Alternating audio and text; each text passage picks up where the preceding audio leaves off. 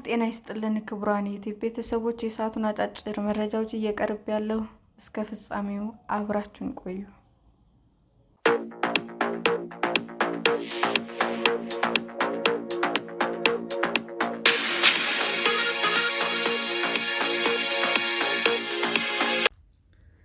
ዩኬ የዲሞክራቲክ ሪፐብሊክ ኮንጎ ዜጎች ላይ የቪዛ እገዳ ጣለች።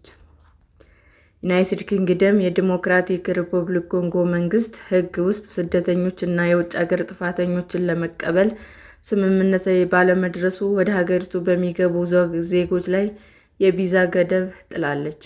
የዩኬ የሀገር ውስጥ ጉዳዮች ሚኒስትር ሀገሪቱ የጥገኝነት ጥያቄዎች ላይ ባለፈው ኅዳር ጠበቅ ያለ ማሻሻያ ካደረጉ በኋላ ዲሞክራቲክ ሪፐብሊክ ኮንጎ ይህንን ታሳቢ አድርጋ ማስተካከል አላደረገችም ብሏል። ከዚህ በኋላ ከሀገሪቱ በአስቸኳይ የቪዛ ሂደት የሚያመለክቱ ሰዎች ቪዛ እንደማይሰጥ የጠቆመው ሚኒስትሩ በልዩ ሁኔታ ለሚያመለክቱና ወደ ዩናይትድ ኪንግደም ለሚመጡ ፖለቲከኞች የተለየ አገልግሎት እንደማይሰጡም ገልጿል። ይህ በእንዲህ እንዳለ የሀገር ውስጥ ጉዳይ ሚኒስትር አንጎላ እና ናሚቢያ የቪዛ እገዳ እርምጃ እንደሚወሰድባቸው ካወቁ በኋላ ዜጎቻቸውን ለመውሰድ ጥረታቸውን ለማጠናከር ተስማምተዋል ብለዋል።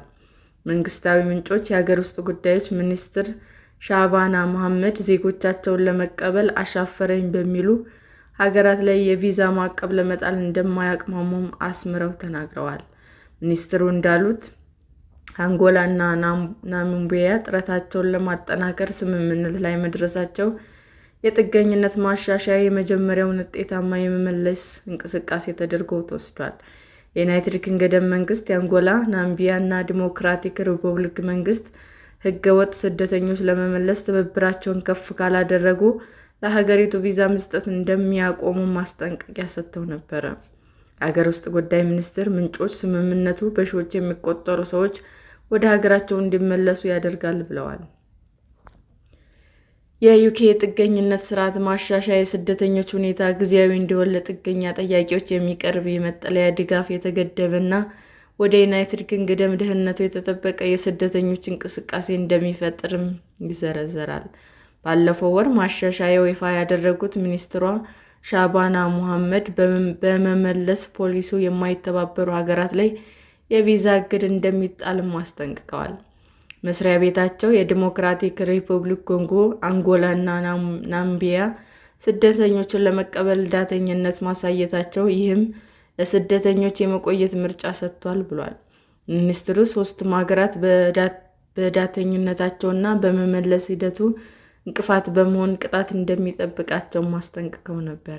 የሀገር ውስጥ ጉዳይ ሚኒስትር ሀገራት በሕግ እንዲመሩ እንጠብቃለን፣ አንድም ቢሆን ዜጋቸውን እዚህ የመቆየት መብት ከሌላቸው መልሰው መውሰድ አለባቸው።